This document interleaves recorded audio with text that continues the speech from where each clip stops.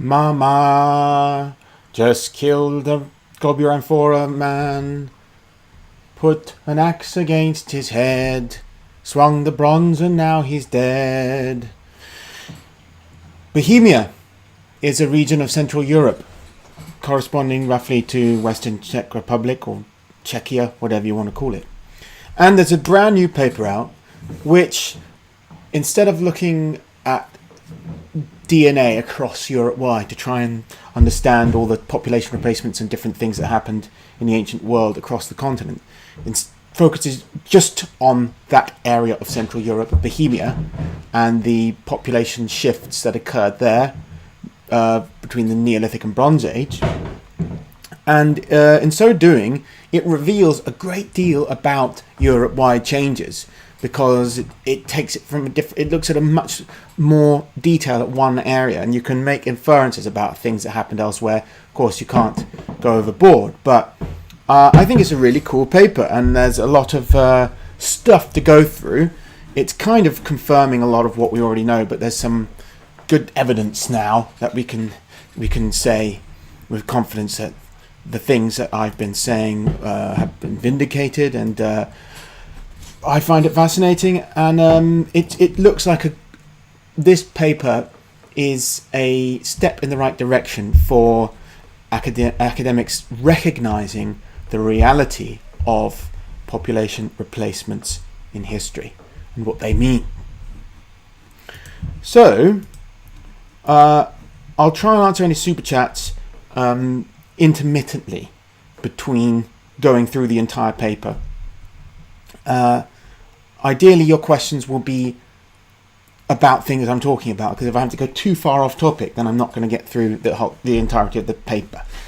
So greetings to everyone in the chat. I see Dan Davis is here. That's good to see. Enjoyed his recent video. Hello to everybody. The paper is entitled Dynamic Changes in Genomic and Social Structures in 3rd Millennium BC Central Europe. The first author name is Luca Papak, so it will be titled Papak et al., Papak and colleagues, 2021. It's published in Science Advances and probably other places. The blurb says, Europe's prehistory oversaw dynamic and complex interactions of diverse societies, hitherto unexplored at detailed regional scales. Studying 271 human genomes dated between about 4,900 to 1600 BC from the European heartland, Bohemia, we reveal unprecedented genetic changes and social processes. Major migrations preceded the arrival of steppe ancestry, and at about 2800 BC, 3 genetically and culturally differentiated groups coexisted. Corded Ware appeared by 2900 BC, were initially genetically diverse, but did not derive all steppe ancestry from known Yamnaya, and assimilated females of diverse backgrounds. That's a bit of a political curveball trying to... We'll talk about that, the Corded Ware things and these females and the alleged diversity of the Corded Ware a little bit later. But both Corded Ware and Bell-Beaker groups underwent dynamic changes involving sharp reductions and complete replacements of Y chromosomal diversity at about 2600 and about 2400 BC respectively. The latter accompanied by increased Neolithic-like ancestry. That means EEF, or Neolithic Farmer Anatolian DNA. The Bronze Age saw new social organisation emerge amid a roughly 40% population turnover. That's a massive population turnover. That's not talking about the arrival of Indo-Europeans. This is after the arrival of Indo-Europeans. This is inter-Indo-European strife in the Bronze Age. So it's not a case of like... I mean, basically, if you wanted to picture the Europe's history as like peaceful, happy, clappy Neolithics, and then violent Indo-European warriors come in and kill them, and then you have a difference. Then they're a stable Indo-European. That's not what happened at all. the Gimbutas model is just wrong in that respect. She got one thing right, and that's about the Indo-Europeans invading. But Neolithics were violent as well, and they were killing each other as well. And then after the Indo-Europeans invaded, they continued to kill each other too, and genocide each other. So really, the presence of violence is a constant, and it certainly wasn't something the Indo-Europeans introduced to Europe, nor was it something that was resolved by them invading. It's something that's always there. That is something that academics have been unwilling to admit in many cases, and they think that that is a bad thing to say, or for whatever reason. I won't go into that, but it looks like now they're starting to admit that that's just what happened in many cases. Cheers. The Americans in the audience may be interested to know that the beer I'm drinking is called Butcombe. Butcombe from Bristol.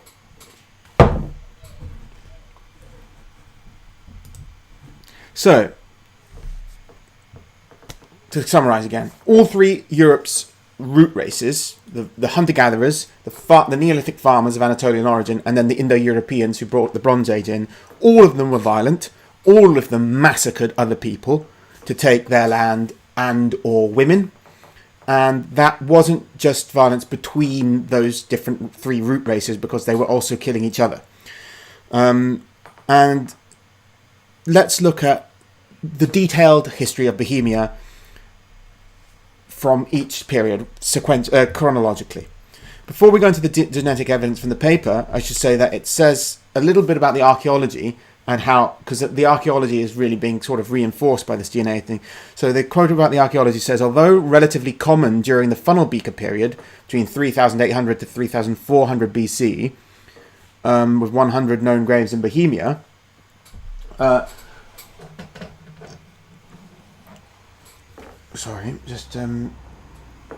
100 known graves in Bohemia, regular graves almost disappear from the succeeding Baden, Rivnach, and Globular Amphora culture periods of the Middle Neolithic. So then single graves, but now with strict gender differentiation in body position and grave goods, reappeared in abundance with the Corded Ware culture from 2900 BC, and continued with the Bellbeakers from 2500 BC, who developed and maintained important differences from the preceding Corded Ware culture. So they're similar. Bellbeaker is very similar to Corded Ware in some respects, but very different in others. And then the early Bronze Age Únětice culture continued with single graves, but now again without gender differentiation in body position. So we're seeing already in the archaeological record these shifts of different cultures, and archaeologists would argue about whether these are just cultural changes or whether they're actually reflecting population turnovers, the one thing that people hate to say ever happened. Well, population turnovers unfortunately do happen, and they are a reality of history. In the Neolithic, after the Anatolians come in and basically start replacing the Western hunter-gatherers, the Cheddar men, the blue-eyed, dark-skinned Cheddar men, they gradually absorb that hunter-gatherer DNA, but in different ways. But actually what the paper's showing is that for thousands of years there were refugia of hunter-gatherers. And this has already been shown in other papers as well, concerning France and concerning Ireland and other parts of Europe. We can see there were resurgences of hunter-gatherer DNA thousands of years after the Anatolian farmers come into an area, and what seems from the genetic record that they just replace them and they're all gone. But then, they come back again. Suddenly you see elevation levels of hunter-gatherer much later on, which means that there were pockets of hunter-gatherers in different parts of Europe, and they started to make a comeback. It says here, the previously reported trend of increasing hunter-gatherer ancestry during the Neolithic also took place in Bohemia. We found this hunter-gatherer ancestry increase to be best modelled as a two-stage linear process, with an increase in hunter-gatherer ancestry during the 5th millennium BC, followed by stasis thereafter. there are 6 Neolithic farmer cultures that are looked at in the paper for Bohemia. 4 of those 6 had individual samples with especially elevated levels of hunter-gatherer admixture. Those 4 are the Jordanau, I think that's how it's pronounced, the Jordanau culture, the Globular Amphora culture, the Funnelbeaker culture, also known as TBK, and the Rivnacht culture, of which lasted from about 3000 to 2850 BC. Rivnacht, I should say, is the northern variant of the Baden culture of the late 3rd millennium BC of southeastern Europe. Now, the TBK and the Baden cultures both are interesting because the 2 oldest examples of wheeled vehicles are from those 2 cultures. So the oldest wheel is from the Ljubljana Marches in Slovenia, which is part of the Baden culture, and the oldest depiction of a wheeled vehicle is the Bronice pot from Poland, which is in the region of the Funnelbeaker TBK culture. So between those 2 places is Bohemia. So those are the 2 oldest examples of wheeled vehicles in the world.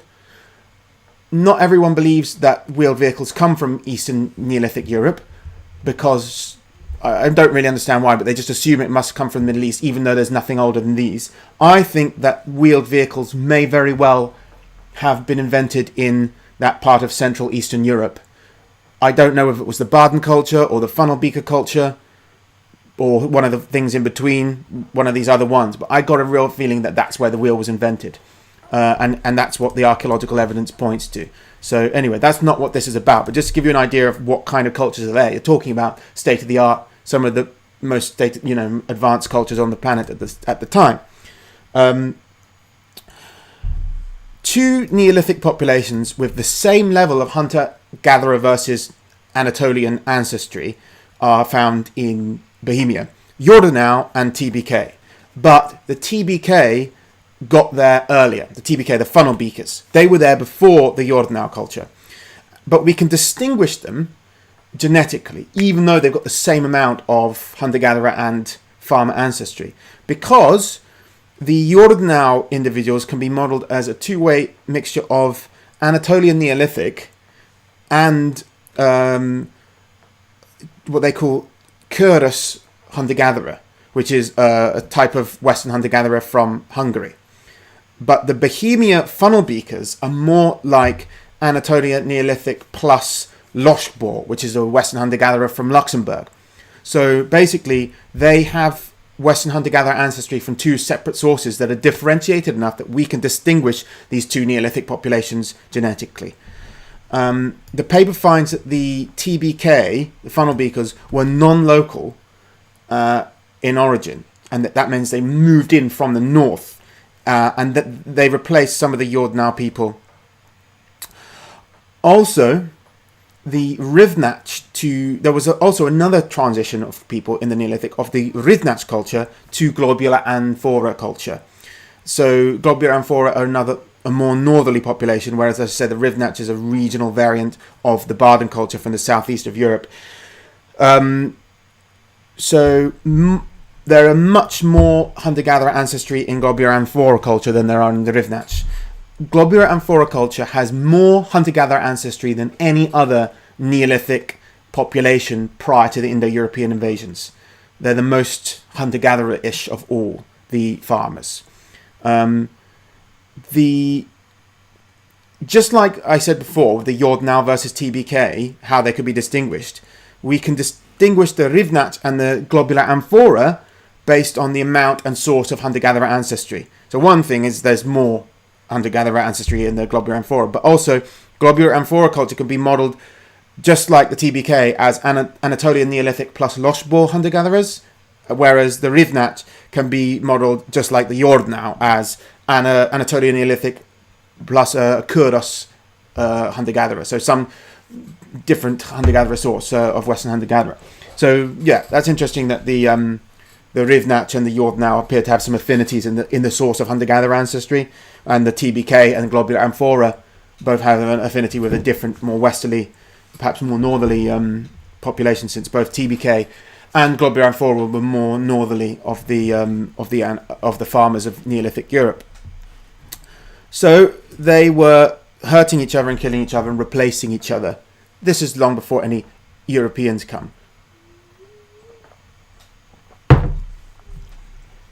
I got a English Shield Wars 1997 gives me £9 and says, in the video on the Celts, you said that the Halsat DNA samples plot among modern Dutch people.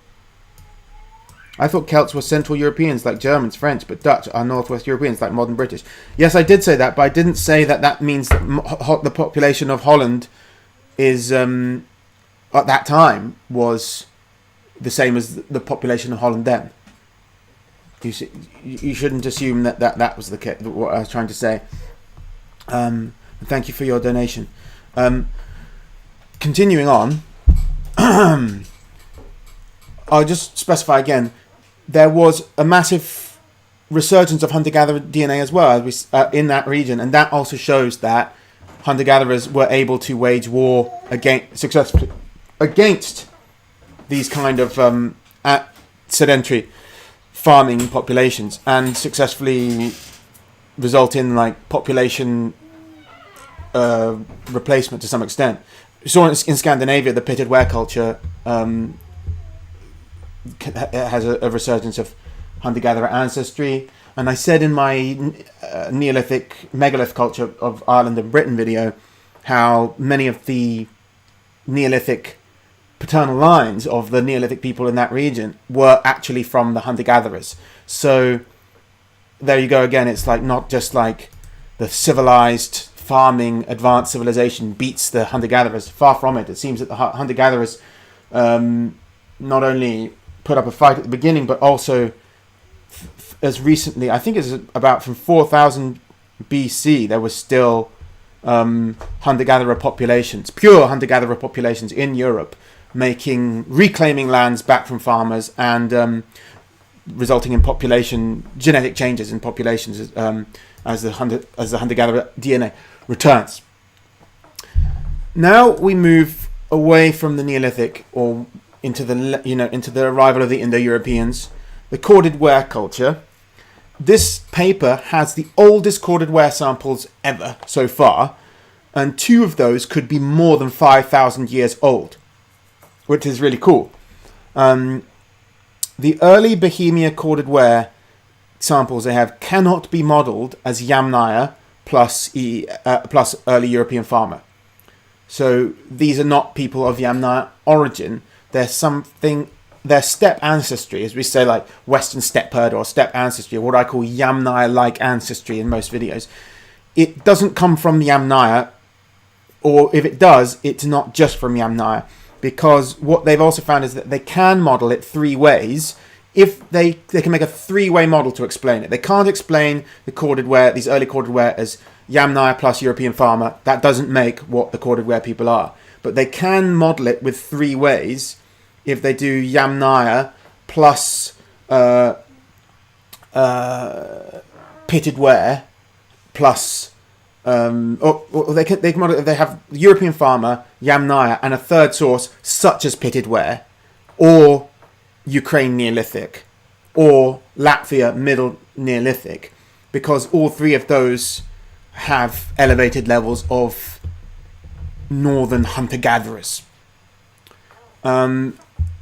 But something like a Scandinavian hunter-gatherer, SHG. And this Scandinavian SHG-like ancestry accounts for between 5 to 15% of the Bohemian Corded Ware early gene pool. And that's significant. So I think we're seeing an explanation for what the Corded Ware are. And you've got a mixture of steppe DNA, which probably comes from the forest steppes. So if we consider that up north of Yamnaya culture, you have the forest steppe of Russia. And in that region, people related to Yamnaya lived, but probably in a very different lifestyle because it's not so much open steppe for horses and wagons. And to the north of them, you have people like Latvian hunter-gatherers. And it seems like these steppe herders of the, you want to call them steppe herders, but it's the forest steppe mixed with like Nordic style hunter-gatherers, Scandinavian hunter-gatherers, SHG from Latvia region, and then moved into Central Europe, and that's the source of Indo-European DNA for most European people. Not Yamnaya, but these forest steppe people mixed with a Nordic hunter-gatherer population. The Globular Amphora culture women were buried sometimes in Corded Ware contexts. So genetically they're Globular Amphora women, but they have no steppe DNA, but they are buried in, Indo-European fashions with men. And that shows, according to the paper, like, oh, they were multicultural, or whatever. But it's not what it really shows. It's showing the Corded Ware culture spread by appropriating native women. These women, actually, I say native, these Globular Amphora women were not native to Bohemia. They were from Poland. They seem to plot as Polish Globular Amphora culture women. So not Bohemian Globular Amphora culture women, which did exist too. So what happened, obviously, is these Corded Ware guys, as they spread westward, they're coming through Poland, they're taking these women, they're taking them away from their families into Central Europe, down into Bohemia, and bringing them with them, and they're saying, you're our women now, you get buried in our context and everything, but you're part of our cultural zone. But they don't do the same thing. They don't do that for men. They only do it for the women they take with them. And obviously, this is showing an Indo-European mode of cultural transmission, where you take women from other cultures and just move around and spread that way. It looks like more than half of the Corded Ware women of native origin, that's Globular Amphora, were brought there from outside Bohemia. So only half of them were actually from Bohemia. So half of them were taken in from Poland or surrounding areas. And that's, as I said, in the linguistic evidence of Indo-Europeans is that women are taken away from their homes when they marry into another family. So, we don't know if they were like, the fathers of these women wanted them to be married into Indo-European societies or not. We don't know if they were stolen as slaves or whether it was willing. We can't say that. But what we can say is that these women were taken away from their families to live with a culture who would have spoken a different language and lived entirely differently. And they were completely deprived of the company of their menfolk, of their native culture. They were only in the company of men from this Indo-European culture. So from that fact, you can make inferences on what kind of likely scenario would result in such a marriage. We see a sharp reduction in Y chromosomal diversity from 5 Corded Ware lineages in early Corded Ware time to a single lineage in late Corded Ware. So even within the Corded Ware culture, you've got more different male lineages successful at the start of it, and as it goes on, that diversity is reduced, indicating very, very steep breeding competition and probably some violence involved. Such a sharp reduction in Y chromosomal diversity is quite, I'd say that's the most likely existence. It's indicating a hierarchical, patriarchal society of some kind, probably with violence, so that one lineage ends up being the dominant one, and that's R1A M417 by the late Corded Ware period. But at the beginning, there's some very interesting other ones that we're seeing. Simultaneous decline of Y chromosomal diversity dating to the Neolithic has been observed across most extant Y haplogroups, possibly due to possibly due to increased conflict between male-mediated patrilines. So that is them openly saying, they only say possibly, but they're saying that increased conflict between male-mediated patrilines is a plausible explanation for it. To me, it seems like a no-brainer that's it. But obviously, without like a pile of dead men, people aren't gonna accept that 100% because it's not 100% evidence. But I'd say that's the most plausible explanation. Here's a quote from the paper. Our results suggest that R1A M417 was subject to a non-random increase in frequency, resulting in these males having 15.79% more surviving offspring per generation relative to males of the other Y haplogroups. We also find that this change in Y chromosome frequency is extreme compared to the changes in allele frequency at fully covered autosomal sites within the same males, suggesting a process that disproportionately affected Y chromosomal compared to autosomal genetic diversity, ruling out a population bottleneck as a likely cause. Our results suggest that Y lineage diversity in early Corded Ware males was supplanted by a non-random process, in brackets selection, social structure, or influx of non-local R1A lineages, that drove the collapse in Y chromosomal diversity. So, we can see that racially speaking, that autosomal makeup wasn't being changed by this reduction in patrilineal patrilines, but there was this massive change in the patrilines, so that means there wasn't a massive population replacement from outside. This is just internal reduction of the diversity of patrilines caused by male-mediated conflict of some kind. So, going back to what I was saying before about the unusual early patrilines that lost out. One of them was Q1b2a, which may be related to the subclade of Q1b2a found in 3 Afanasievo males. And Afanasievo is this eastern offshoot of Yamnaya, who went from the steppes all the way out to the Altai quite early, and are probably the ancestors of the Tocharian speakers.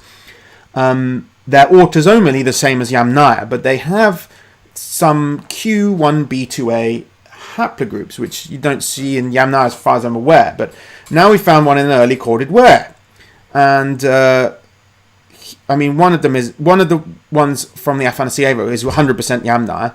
So he definitely didn't get that Q haplogroup from Siberian natives of Altai, because Q can be associated with Siberian peoples, and since the Afanasievo went all the way up towards the Altai, you could imagine they're going to be interacting and breeding with Siberian peoples, and that would be the origin. But that can't be, because one of the Afanasievo guys is 100% Yamnaya, yet he has Q1 B2A. And now that we know this early Corded Ware person in Europe has it too, this is very interesting. So now we can consider that Q1 B2A is to some extent associated with Proto IndoEuropeans as well. One of those Afanasievo, this is not from this paper by the way, but one of the Afanasievo samples also had the L52 associated with Bohemia haplogroup, and that's interesting because the L52, which is ancestral to like what most British people have, is found in the Afanasievo as well, and they also had the same gene in Afanasievo associated with ginger hair that you find in Scottish and English, and people from the British Isles have this gene. So that's quite interesting. So I think we might speculate whether that specific kind of gingerness is also a steppe trait that was spread both into the Altai by the Yamnaya and into Britain by the Bohemia people. Speaking of Bohemia people, although generally we know the Bohemia people are the western offshoot of Corded Ware, and the Corded Ware you have in like Germany and Northern Europe and Eastern Europe, and the Bohemia spread out from Holland into Britain and France and Spain and Iberia, whatever. But they did also spread eastward, back into Corded Ware territories, and replaced them to some extent in Bohemia. So they've got some Bohemia burials here in Bohemia, and you can see the difference between their Corded Ware ancestors. So the Bohemia people are also descended from Corded Ware, but they're culturally different, and they're coming, and actually there's some more population replacements happening.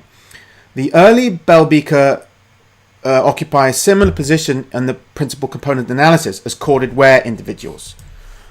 Maybe I should get some of the before I continue with Bellbeaker, I might just go up. I'll check your comments and then I'll get some of the graphs up on screen because it'll make it easier for you to understand. Trying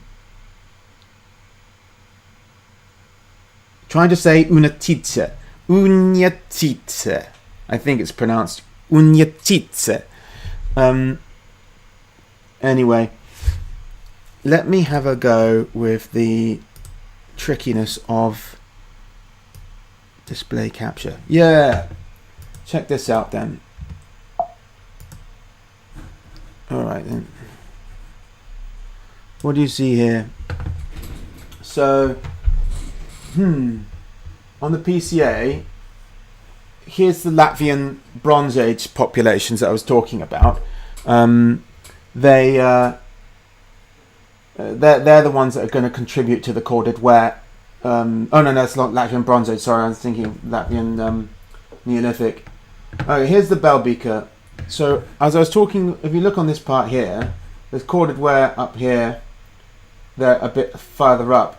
Now you can see the Bellbeaker samples are slightly further down, and that's towards the pre-Corded Ware and Neolithic populations here, whereas the green samples, here is the Yamnaya Samara, there's a Yamnaya steppe peoples, and there's a pure EHG here, and pure WHG here.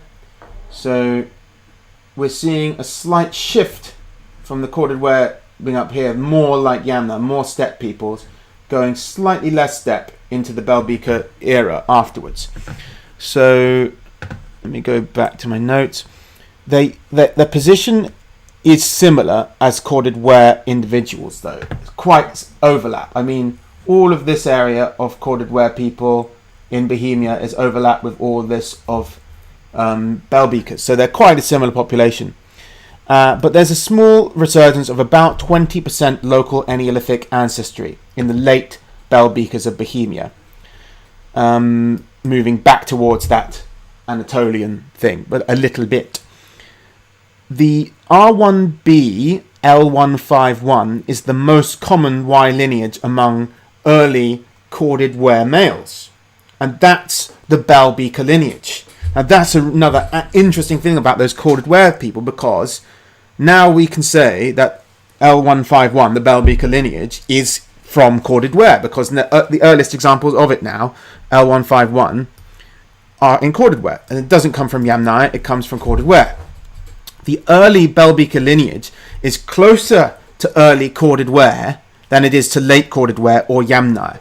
So we can see that the Bellbeaker is not an offshoot of late Corded Ware or Yamnaya, it is from early Corded Ware. R1b P312, which is downstream of L51, was also found in an early Bohemian Bellbeaker and more late Bellbeaker people. So that's interesting too. Most Bohemian Bellbeaker males are further derived downstream of that at R1b L2 / S116, which is a separate branch from R1b L21. And R1b L21 is the English Bellbeaker people. The ones in Britain specifically have that L21, which is downstream of it's not downstream of the R1b L2 S116 of the Bohemian Bellbeaker males. So that means the English Bellbeakers do not derive from Bohemian Bellbeakers, and Bohemian Bellbeakers do not derive from English Bellbeakers, and they say therefore that the origin of the Bellbeakers in Bohemia and England ought to lie somewhere between Bohemia and England. And what's in between the two? The Rhine area, aka the Netherlands. And that's already what all the archaeological evidences and the genetic evidence I've been saying points to already, which is that the Bellbeaker culture originates in the Rhine area of the Netherlands. RL51 with pre-P312 there's also an RL51 and one with P312 and one U106 haplogroups, and that confirms that the steppe progenitors of the Beaker peoples migrated westwards north of the Carpathian Mountains. So it's gonna, the Bell-Beakers basically put in the same category, please, as put them in the same category as the Corded Ware. If you are a European from pretty much any of the culture, like the Italians, the Spanish, the Portuguese, the French, the Irish, British, Germans, Dutch, Scandinavians, all the Eastern European countries, pretty much every European country, and also all the Indo-Iranian countries in Asia. Every Indo-European speaker in the whole world, except maybe the Greeks and the Albanians and Armenians, all of them actually derive from these people who migrated into Europe north of the Carpathians and have interacted with Baltic hunter-gatherers prior to mixing with a northerly European farmer population such as the Globular Amphora culture. That's the source of Indo-European languages for nearly the entire world now speaking. So when we talk about like the Proto-Indo-Europeans, unless you're Greek or Armenian, probably we're not talking about Yamnaya. We're talking about some people from the forests of Russia, actually, and they're white people. The Yamnaya are white Europeans too, but there were like people like focus on how they were quite dark or whatever. Well, they might be. I don't think they were that dark. They were still as light as a European, a dark-skinned European. But anyway, it's irrelevant because the whole world's Indo-European heritage doesn't come from Yamnaya, except a few cases. It comes from these people who were mixed with depigmented hunter-gatherers and depigmented farmers from from the Baltic coasts, the Globular Amphora and stuff. Very interesting. Very, very interesting. So we're basically moving the entire Proto-Indo-European homeland for most of the world into some region, quite far north of Europe, quite far north in Europe, but not in Scandinavia, but near to the Baltic coast. Anyway, so let me just go show you some of the other cool images that help to explain all this stuff before I move on to the Únětice or Únětice. Sorry, my pronunciation is not perfect. Why is this computer being... Okay. So here's a timeline showing you the first ones are the linear pottery LBK in this Neolithic period, stroked pottery STK, then in the Neolithic you have Leniel, Jordanau, late Michelsberg, Funnelbeaker, that's TBK, the Barden culture or Rivnach, which is the variant of the Barden, Globular Amphora, which is the most hunter-gatherer of any Neolithic people of all, then the Corded Ware, who I believe are, as I say, a forest steppe population who picked up SHG ancestry and then interbred with Globular Amphora to become the modern European people.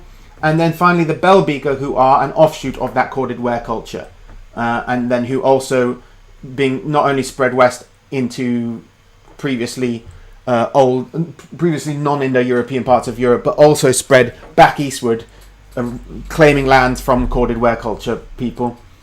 And finally we have the early Bronze Age Únětice culture, which is the melting pot of Central Europe from which the Celtic culture emerged and other cultures emerged later on. And this is interesting, so I'll come to that in a second, what the paper says about Únětice. Here you can see the shifting behavior of the plots on the PCA. Let's just open this up a bit. It's a bit small. expand. This corner's Yamnaya, this corner's Anatolians, and this corner's Western hunter-gatherers.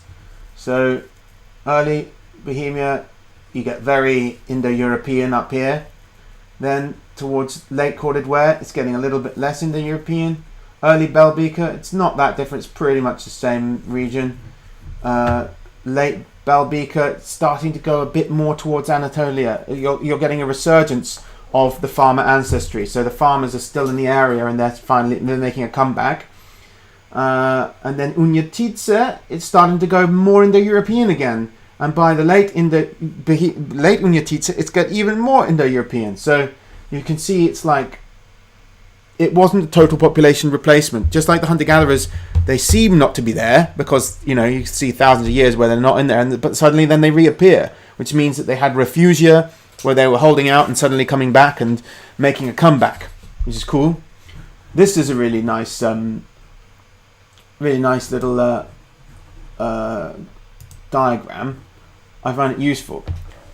Here it shows first this timeline. The orange is the Anatolian-like ancestry.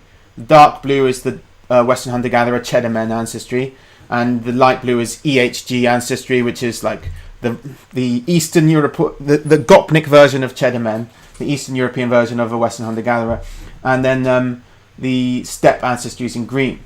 And you can see the Neolithic ancestry comes in, and that Western hunter-gatherer ancestry just stays the same. Like, this is just all accumulated long ago, and you would imagine there are no hunter-gatherers left because it's like thousands of years like this. And then suddenly, boom, some hunter-gatherer ancestry comes back, resurgence from the Funnelbeaker culture in the north, and then coming down. So what's happening is there's some Refugia of hunter-gatherers up in the north.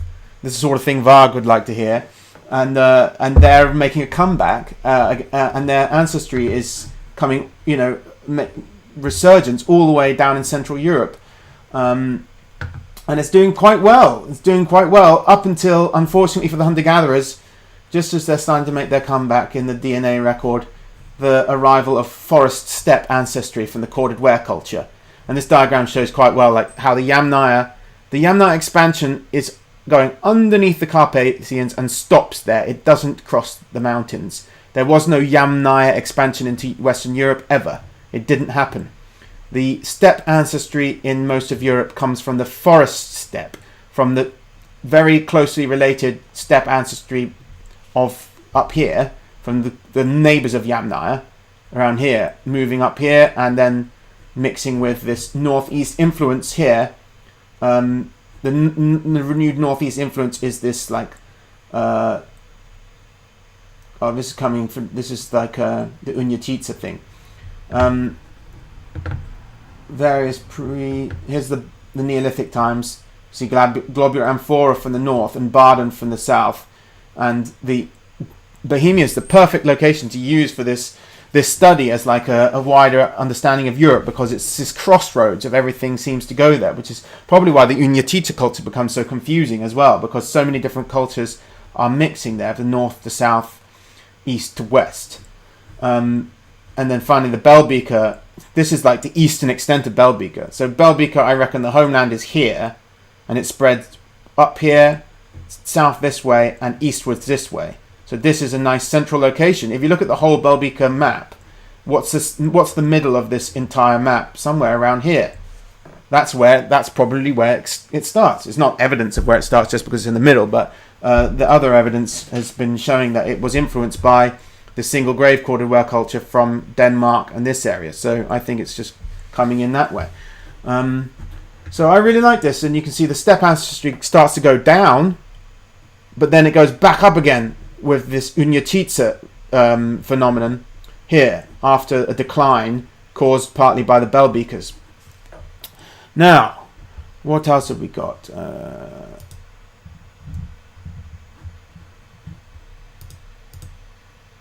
This was found recently. This is an Únětice. This has literally just happened this week as well, or last week. These have just been found. They're Únětice maces. I think they look really, really metal. I just think they're really cool with the spikes on them and stuff. That looks like something from a heavy metal album cover from the 80s or something. Some guy wearing studded leather and holding a sword and throwing some horns or something. So that's quite cool. And interesting that a farmer found these just as this big DNA thing about Únětice comes out. Oh, this is just showing the hunter-gatherer ancestry in the that I've already talked about. Here, up here, you can see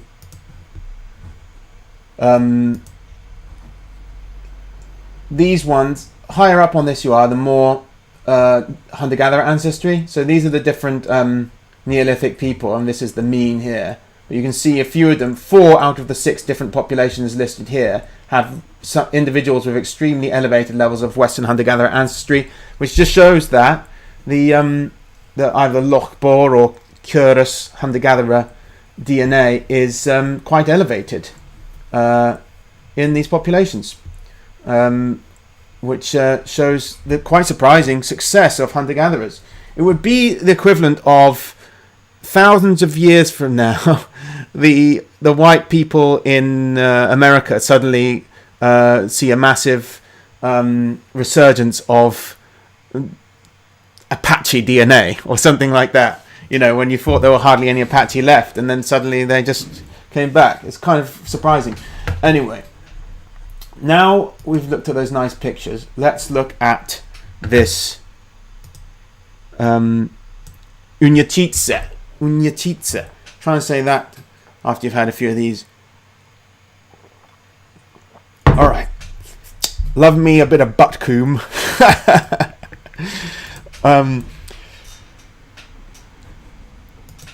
Have we got any...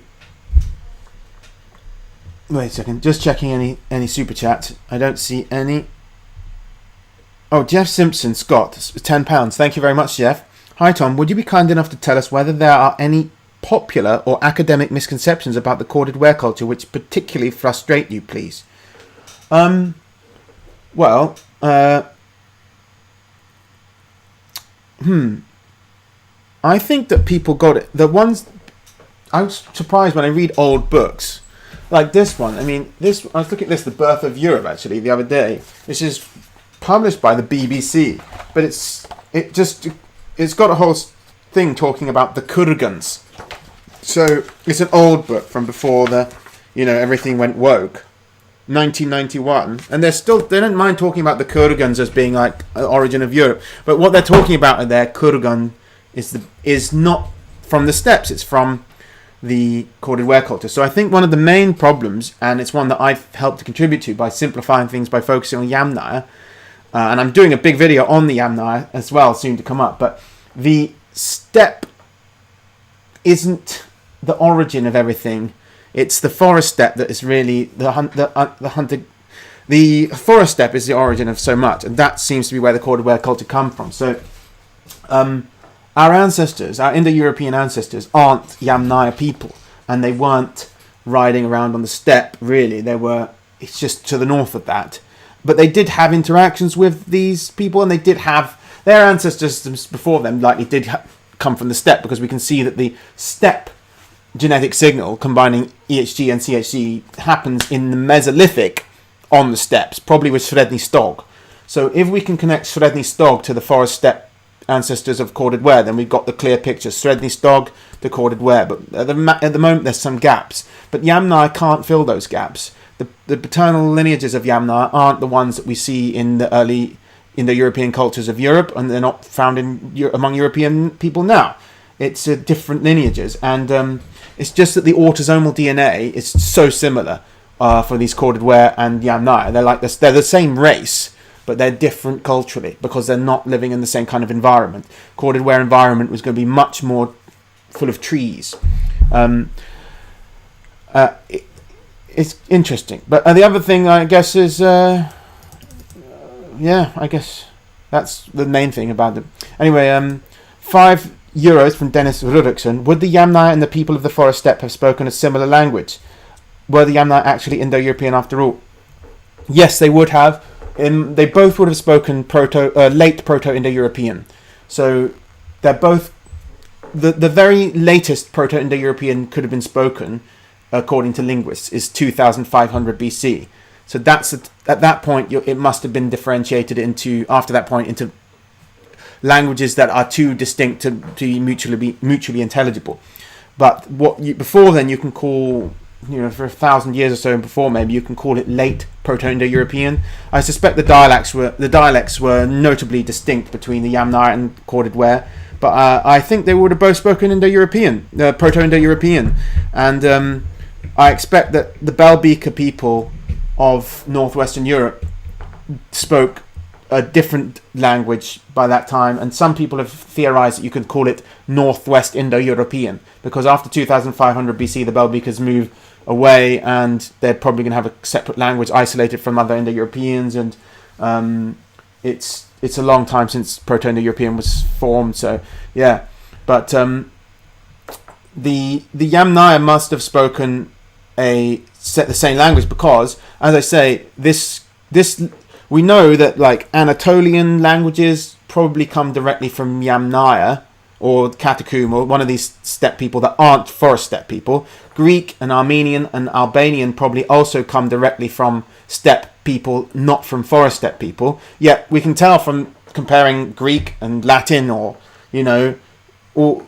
Armenian to comparing all these different languages, we can tell that they're all Indo-European, they're all related. So if their children are related, then of course they were related too. The Corded Ware and Yamnaya languages would have been related and similar, much more similar than Greek is to Latin.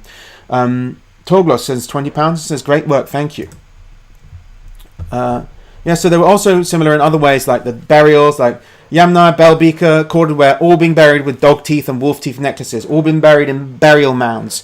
There's many similarities. They're all buried in crouched positions, sometimes on their side, sometimes on their back, often with weapons. They're not completely separate races. They're related autosomally, and they're going to have similar languages, and there's other cultural similarities, but they're also different, and importantly different. It's important to make those distinctions.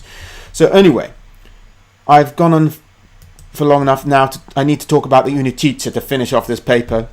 The early Bronze Age was marked in Bohemia by Y lineage R1b P312, reducing from 100% in the late Belbeaker culture of Bohemia to just 20% in pre-classical Únětice culture.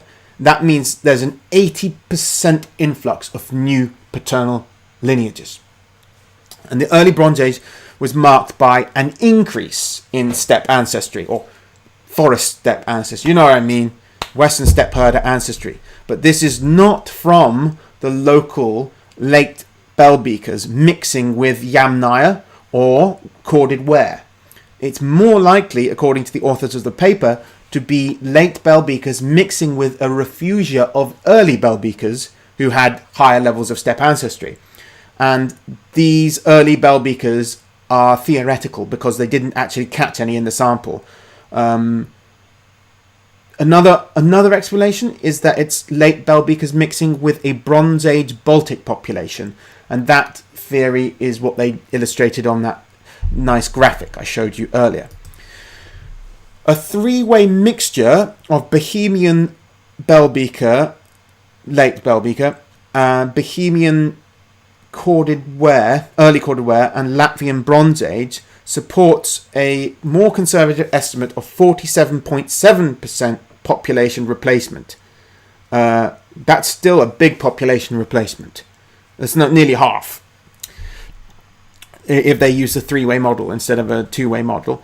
But the R1A Z645 is from Baltic and Scandinavian Corded Ware males, and it appears in Bohemia and Central Europe from the early Bronze Age onwards, at the start of the Únětice culture, basically. So we're seeing a Nordic haplogroup from like the Corded Ware culture of Scandinavia and the Baltic, like Battle-Axe culture kind of male lineage, suddenly come down and start flourishing in Central Europe, in what was formerly a Belbeaker area of Central Europe, So it's like the Bohemia descendants of the Corded Ware people pushed eastward, reclaimed the part of Central Europe, which from Corded Ware people. But then at the beginning of the early Bronze Age, a different Corded Ware people from Scandinavia maybe, or from Latvia, pushed down and affected nearly 50% population replacement in Central Europe of Bohemians. So it's a war zone. It's a bloody region.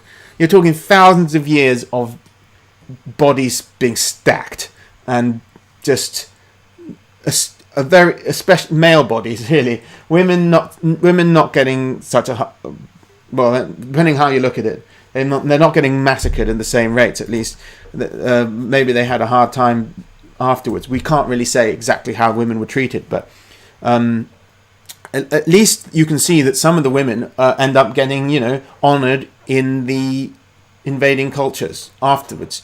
Whereas the men, it appears they didn't get any kind of honouring. They get slaughtered. So this Scandinavian invasion seems to explain the origin of Únětice, Scandinavian or Latvian, Nordic, somewhere northern. One outlier, labelled VLI051, who has Z645, resembles a Bronze Age Latvian. And that is proof of the migration from the Baltic. That's what I was getting confused before when I was talking about the Scandinavian, the possible SHG source in the early Corded Ware. I said that they had a sample from Latvia. I was wrong. Sorry, they didn't have evidence of an early Corded Ware immigrant from Latvia.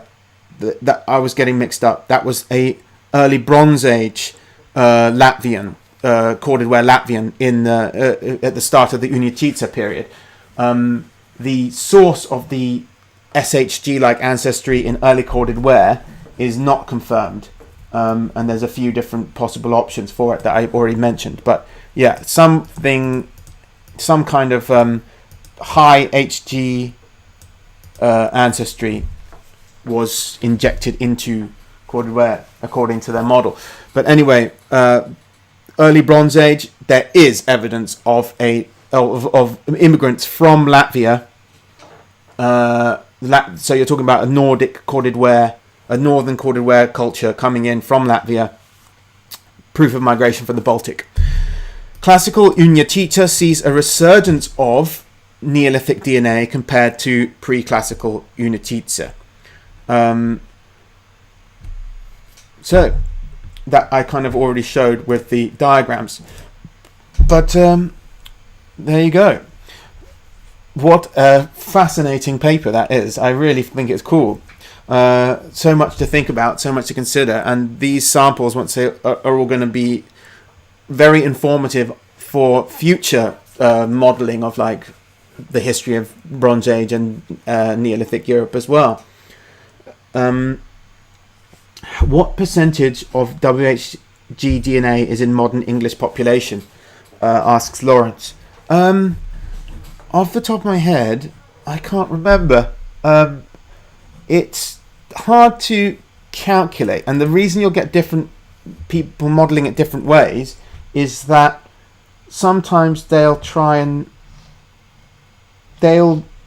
it's whether they modelling for how much local WHG ancestry there is, as opposed to WHG ancestry overall. Because as soon as the Anatolian hunter-gatherers enter southeastern Europe, they're picking up WHG ancestry. And it took I don't remember, 1,000 years or something to make it all the way to Britain, during which time they'd already picked up plenty. So if you include all that, and then also mix it with the resurgent WHG within the British Isles, and it's probably a bit more than some people say, but I can't remember. Sorry, I can't remember the exact figure. But yeah, it's still not going to be an enormous amount.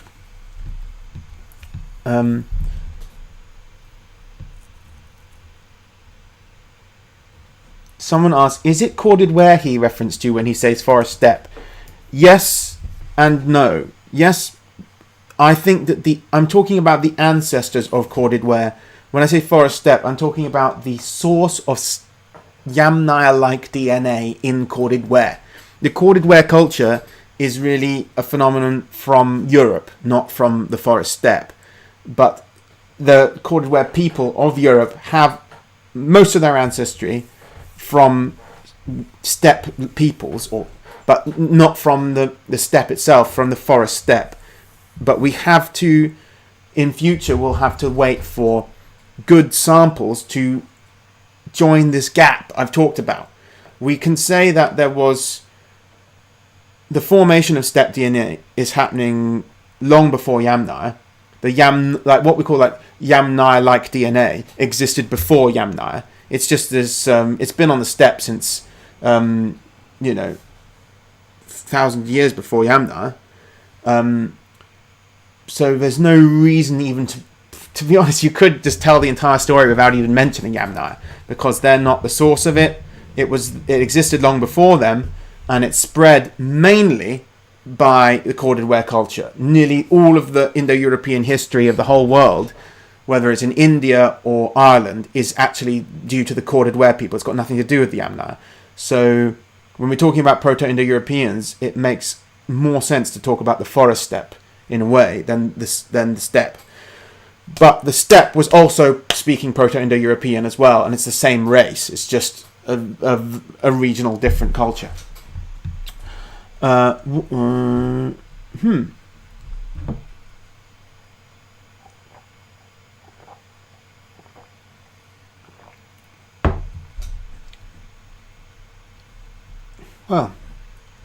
another super chat. Despot sends me €5. Thank you very much, Despot. Well, I've been going now for an hour, and as is customary, I will end the stream at this point with the following message. I have so close to finishing the Yamnaya video.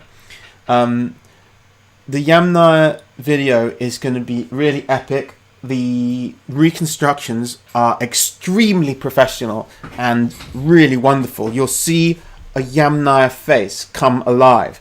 And phenotypically, I don't think the difference between the forest steppe ancestors of the Corded Ware and the Yamnaya people is majorly different. But it's the same essential race, as I said. So we're doing 2 CTI reconstructions from skulls of Yamnaya men. One from the eastern regions, close to the hunter-gatherer places on the Volga, and another from Ukraine. So you can compare the two.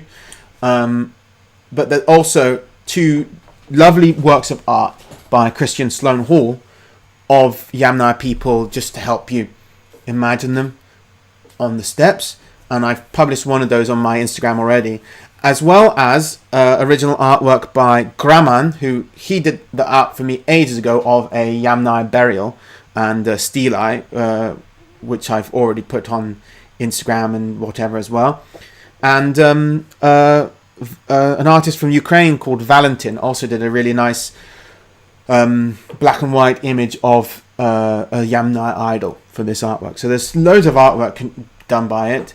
Not just the CGI 3D reconstructions, which are really breathtakingly amazing, but there's loads of information in it. I've compiled everything I can find about Western steppe herders, and once it's done, you'll very much enjoy it. It'll be about half an hour long, and hopefully in future we'll do more of the same. Expect it within another week or two, because it's just finishing off the artwork. For all that's left now is the second CGI is just being finished off. But hope you all enjoyed the stream and that you had a nice bank holiday weekend if you live in England. And with that, good night.